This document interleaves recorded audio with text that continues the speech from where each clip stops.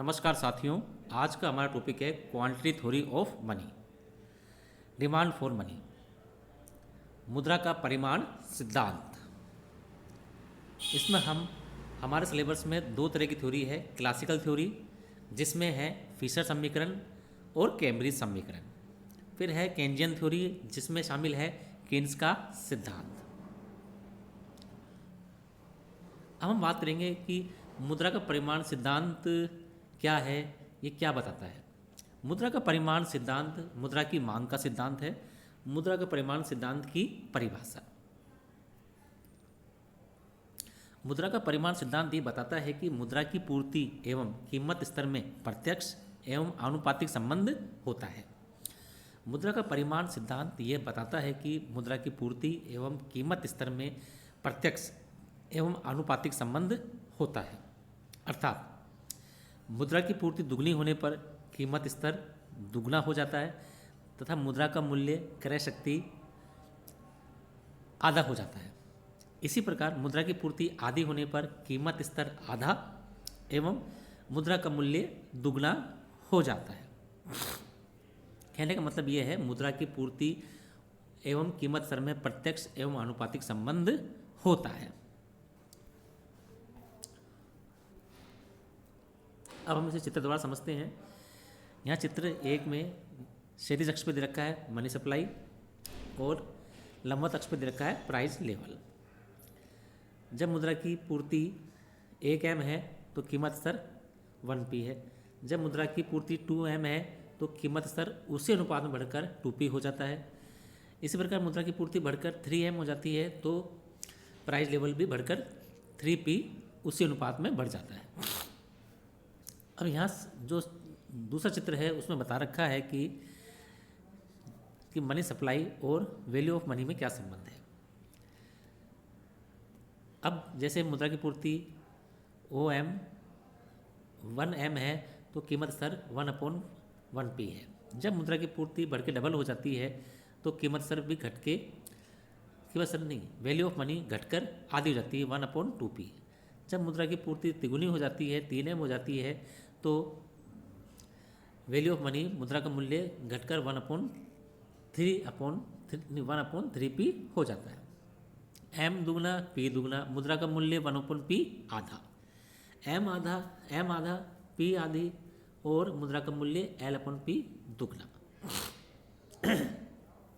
मुद्रा की पूर्ति एवं मुद्रा के मूल्य के बीच संबंध को दर्शाने वाली रेखा आयताकार अतिपरिवलय होगी, आयताकार अतिपरिवलय होगी। अब हम बात करेंगे फिशर इक्वेशन, फिशर समीकरण की। फिशर समीकरण को किस नाम से जाना जाता है? Transaction approach of quantity theory of money, लेन देन नगद लेन देन दृष्टिकोण।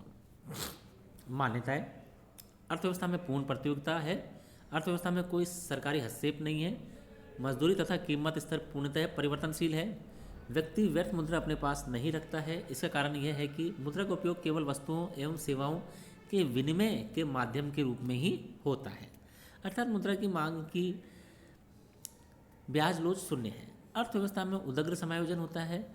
इसका यह तात्पर्य है कि प्रत्येक उद्योग श्रम को काम में लेता है तथा वस्तुओं का उत्पादन करता है, किसी प्रकार की मध्यवर्ती वस्तु का उत्पादन नहीं होता। 6, अर्थव्यवस्था में पूर्ण रोजगार है, यह से के बाजार नियम पर आधारित है।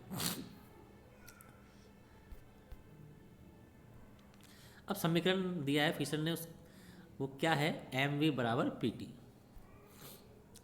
MV मुद्रा की कुल पूर्ति, PT मुद्रा की मांग। M मुद्रा की पूर्ति, V मुद्रा का संचलन वेग, P सौदों की कीमत, T सौदों की मात्रा। मुद्रा का संचलन वेग, एक निश्चित समय अवधि में वस्तुओं एवं सेवाओं के लेन देन में मुद्रा जितने हाथों से गुजरती है उसे मुद्रा का संचलन वेग कहते हैं। एक निश्चित समय अवधि में वस्तुओं एवं सेवाओं के लेन देन में मुद्रा जितने हाथों से गुजरती है उसे मुद्रा का संचलन वेग कहते हैं। V बराबर PT/M, कुल सौदों का मूल्य अपॉन मुद्रा की पूर्ति। मुद्रा के संचलन वेग को प्रभावित करने वाले तत्व महत्वपूर्ण है ये। भुगतान की अवधि, यदि भुगतान की अवधि अधिक है तो संचलन वेग कम होगा, यदि भुगतान की अवधि कम है तो संचलन वेग अधिक होगा। संस्थागत सुविधा, बैंक सुविधा होने पर संचलन वेग अधिक होगा, नगद भुगतान होने पर V अधिक होगा। बाजार की स्थिति, वस्तु विनिमय होने पर संचलन वेग कम होगा, मौद्रिक विनिमय होने पर भी ज़्यादा होगा।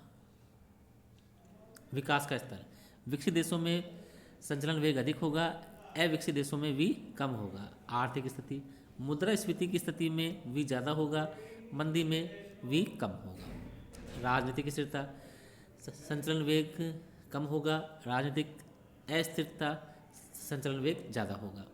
लोगों का अर्थविश्वास, अर्थव्यवस्था में विश्वास, अधिक विश्वास संचलन वेग अधिक होगा, कम विश्वास संचलन वेग कम होगा। साख सुविधा की उपलब्धि, उपलब्ध होने पर संचलन वेग ज़्यादा होगा, उपलब्ध नहीं होने पर संचलन वेग कम होगा। जनता की तरलता पसंदगी, तरलता पसंदगी अधिक होने पर संचलन वेग कम होगा, तरलता पसंदगी कम होने पर संचलन वेग अधिक होगा। ब्याज की दर, कम होने पर संचलन वेग अधिक होगा, अधिक होने पर कम होगा।